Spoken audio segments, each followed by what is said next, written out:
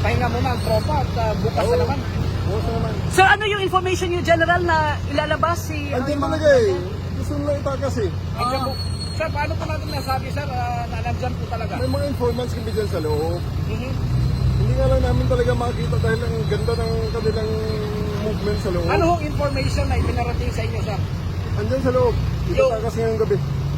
Pero bakit Sino hindi ang natin nandyan nakita, sa sir, loob? yung nahalubog natin? So yung paghulog natin, ba't hindi natin nakita? Ilang search na tayo, hindi natin nakita. Nasa 1/4 pa lang tayo eh. Sir, 16 Wala pa. Napakababa pa. Napakababa pa. Ha? Nila Rosa, yung heartbeat na sinasabi ko yun. Yung heartbeat Gagamitin natin detector. yan. Gagamitin natin yan. So hindi pala nagamit ngayon, sir? Kanina, ginamit namin, limited lang ang paggamit namin dahil iba pa, kukunti pa lang ang ating na-identify ng mga lugar. Yung radar na sinasabi niyo Tinignan kanina. muna namin kung saan namin gagamitin, nag-a-assess pa kami. Ngayon pinag-aralan namin, based sa aming mga nagawa, at titignan namin kung saan kami gagamit ng radar bukas ulit. Sir, yung 30% na yun, pwede niyo po ba ma-describe? Saan po banda sa compound yun, sir? O ano-ano po ba yun? Please, classify din muna, bukas na lang malalaman yan. Pero sir, hindi totoo yung tapos na daw na nahalubog yung lahat. Totoo yun. Wala pa, hindi pa tayo tapos. Andiyan sa loob. Based sa information, It will depend on ang pinakasimple nito, depende kay Mr. Kibuloy. Para matapos na natin ito, matigil na yung kanyang mga tao. Ulan na naman, maulan na ng mga tao niya. Maulan na ng mga tao ko. Sumurrender na siya. Sabi nila, mahina naman ang kaso. Ang galing ng mga abogado niya, ang dami pa. Bakit? Ano kinakatakutan niya? sir, based sa information po, meron na talagang area or lugar doon sa loob kung nasaan sila Kung nagtatago. meron, nakakagalaw nga lang siya na hindi namin nag-detect. Ano po ba ito sa inyo? Yeah, Underground. there's a possibility. Kasi kanina, ang dami nakikita, hindi namin, kami sa loob nagkakawala-wala eh. Sa laki ng lugar, sa dami ng mga lusutan, kami mismo nagkakawala-wala. Kami nga, nagkakahiwa-hiwalay sa loob.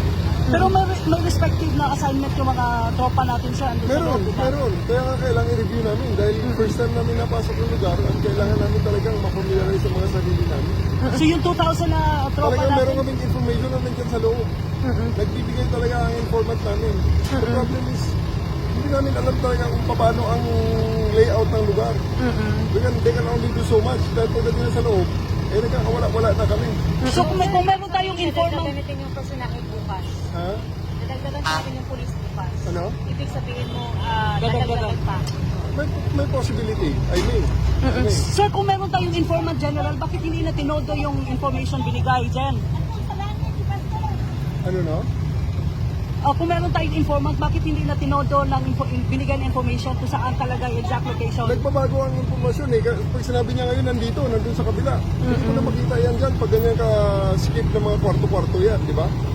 Yung sa isang lugar na maliit, yung movement from kwarto to kwarto, kung may mga hidden passages, pwede ka talaga mapaglinlangan dyan. Di ba?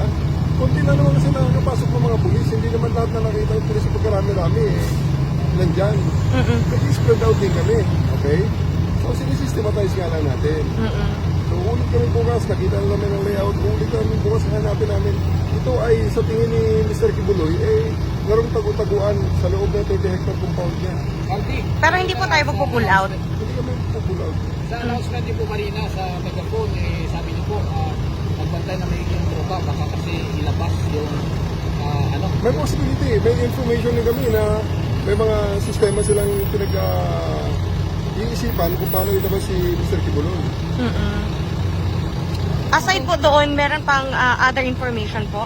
Pero ito yung mga information na hindi ko lang pa may disclose sa inyo. Saan ka na kayo? Magtatrabaho Sir, na tayo. General, do you think yung 5 nagsama? May possibility, may hindi. Bakit pwede sila mag-scroll down? Okay? You mentioned po kanina, natatawagan nyo si Attorney Torion.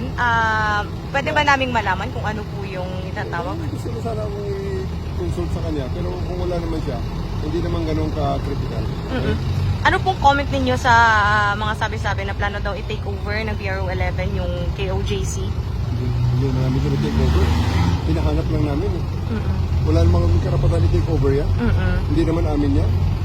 So, hindi pa rin tayo magpapapasok po? Nakakapasok naman sila. Okay. Nakakapasok naman sila. Okay. Sino-check lang natin. Pero ano Kasi po, manual sila nga, nag-check ka eh.